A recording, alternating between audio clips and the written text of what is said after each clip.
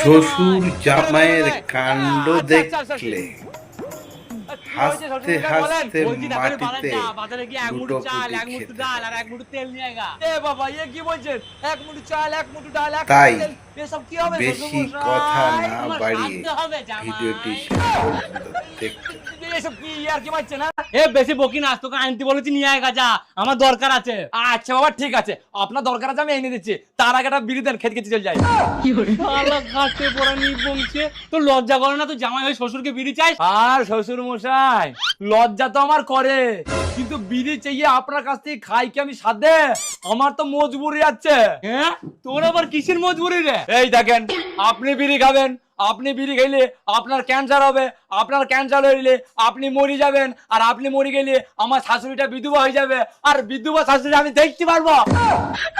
ওই জন্যই তো আপনার বিড়ি গুলো চেয়ে চেয়ে আমি খাইনি।